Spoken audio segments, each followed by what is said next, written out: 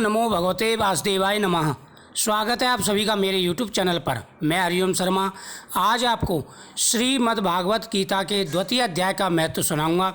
इसके सुनने से हर प्रकार के मनोरथ पूरे हो जाते हैं, भगवान श्री कृष्ण की भक्ति प्राप्त होती है, जाने अनजाने में किए गए सारे पापों का नाश हो जाता है।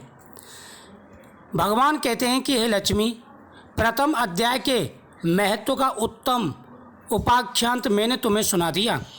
अब अन्य अध्यायों के महत्व श्रवण करो। दक्षिण दिशा में वेदवेत्ता ब्राह्मणों की पुरंदरपुर नामक नगर में श्रीमान देव शर्मा नामक एक विद्वान ब्राह्मण रहते थे। वे अद्वितीयों के पूजक, स्वादशील, वेद शास्त्रों के विशेषज्ञ, यज्ञों का अनुष्ठान करने वाले और तपस्वियों के सदा ही प्रिय थे। उन्होंने उत्तम द्रव्यों के द्वारा अग्नि में हवन करके दीर्घ काल तक देवताओं को तृप्त किया था, किंतु उन धर्मात्मा ब्राह्मण को कभी सदा रहने वाली शांति न मिली। वे परम कल्याण में तत्व का ज्ञान प्राप्त करने की इच्छा से प्रतिदिन प्रचुर सामग्रियों के द्वारा सत्य संकल्प वाले तपस्वियों की सेवा करने लगे। इस प्रकार शुभ आचरण करते हुए ने बहुत समय व्यतीत हो गया। तदंतर एक दिन पृथ्वी पर उनके समक्ष एक त्यागी महात्मा प्रकट हुए। वे पूर्ण अनुभवी, आख्यान रहित, नासिका के अग्रभाग पर दृष्टि रखने वाले तथा शांत चित्ते, निरंतर परमात्मा के चिंतन में संलग्न रहे वे सदा आत्म विभोर रहा करते थे। देव शर्मा ने उन नित्य संतुष्ट तपस्वी को शुद्ध भाव से प्रणाम किया और पूछा कि हे महात्मन, मुझे शांति में स्थिति कैसे प्राप्त होगी। तब उन महात्मा के संत ने देव शर्मा को सोपुर ग्राम के निवासी मित्रवान का जो बकरियों का चरवा था परिचय दिया और कहा वही तुम्हें उपदेश देगा। उस संत ने देव शर्मा ब्राह्मण से कहा कि तुम सोपुर ग्राम में जाओ, वहाँ पर एक मित्रवान नाम का बकरियों का चरवा रहता है, वह तुम्हें उपदेश देगा, तभी तुम्हें शांति प्राप्त होगी। यह सुनकर देव शर्मा ने महात्मा के चरणों की वंदना की और समृद्धिशाली सोपुर ग्राम में पहुंचकर उसके उत्तर भाग में एक विशाल वन देखा। उसी वन में नदी के किनारे एक शिला पर मित्रवान बैठा था। उसके नेत्र आनंद से निश्चित हो रहे थे, वह अपलक दृष्टि से देख रहा था। वह स्थान बहुत ही रमणीय था। आपस का स्वाभाविक बैर छोड़कर एक ही चित्र होकर परस्पर शेर और बकरी एक ही जगह पानी पी रहे थे। वहाँ उद्यान में मंद मंद वायु चल रही थी। मृगों के झुंड शांत भाव से बैठे और मित्रवान दया से भरी हुई आनंदमयी मनोहारिणी दृष्टि से पृथ्वी पर मानो अमृत छिड़क रहा हो। इस रूप में उसे देखकर देव शर्मा का मन बेहद ही प्रसन्न हुआ। वे उत्सुक होकर बड़ी विनय के साथ मित्रवान के पास गए। मित्रवान भी अपने मस्तक को किंचित नवाकर देव शर्मा का सत्कार किया। तदंतर विद्वान देव शर्मा अनन्य चित्त से मित्रवान के समीप गए और जब उसके ध्यान का समय समाप्त हो गया, उस समय उन्होंने अपने मन की बात पूछी कि हे माँ बाप, मैं आत्मा का ज्ञान प्राप्त करना चाहता हूँ। मेरे इस मनोरथ की पूर्ति के लिए मुझे किसी ऐसे उपदेश का व्याख्यान कीजिए जिसके द्वारा मुझे सिद्धि प्राप्त हो चुके। देव शर्मा की बात सुनकर मित्रवान एक क्षण तक कुछ विचार किया।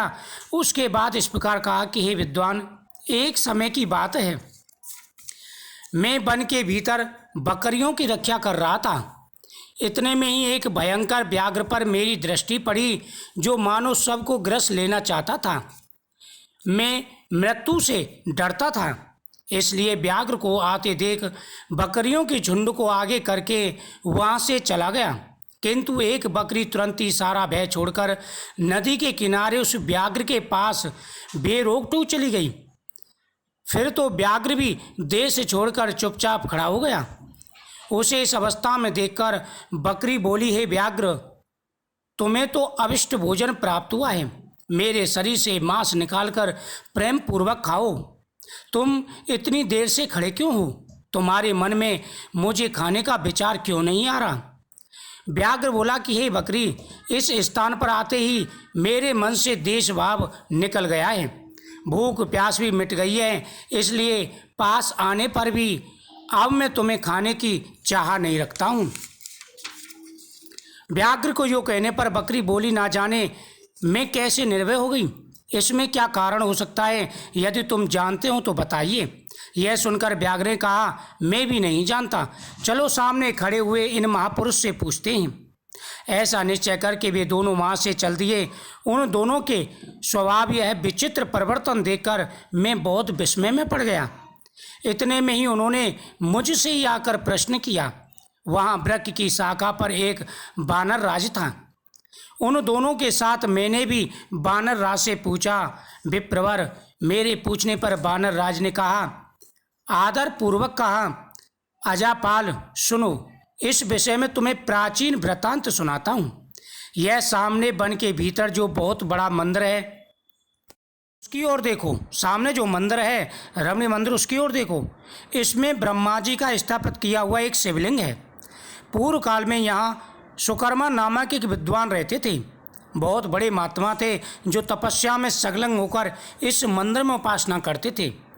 वे वन में से फूलों का संग्रह कर लाते और नदी के जल से पूजनीय भगवान शंकर को स्नान कराकर उन्हीं से उनकी पूजा किया करते थे। इस प्रकार आराधना कार्य करते हुए सुकर्मा यहाँ निवास करते थे। बहुत समय के बाद उनके समीप किसी अतिथि का आगमन हुआ। सुकर्मा ने भोजन के लिए फल लाकर अतिथियों को अर्पण किया और कहा कि हे विद्वान, मैं केवल तत्व ज्ञान की इच्छा से भगवान शंकर की आराधना करता हूँ। आज इस आराधना का फल परिपक्व होकर मुझे मिल गया, क्योंकि इस समय आप जैसे महापुरुष मुझ पर अनुग्रह करने के लिए आए हैं। सुकर्मा के वचन सुनकर तपस्वी ने धनी महात्मा अतिथियों को बड़ी प्रसन्नता हुई। उन्होंने एक शिलाखंड पर गीता का दूसरा अध्याय लिख दिया और ब्राह्मण को उसके पाठ एवं अभ्यास के लिए आज्ञा देते हुए कहा कि हे ब्राह्मण, इससे तुम्हारा आत्मज्ञान संबंधी मनोरथ अपने आप सफल हो जाएगा। यो कहकर वे विद्वान तपस्वी सुकर्मा के सामने ही उनके देखते देखते अंतर ध्यान हो गए।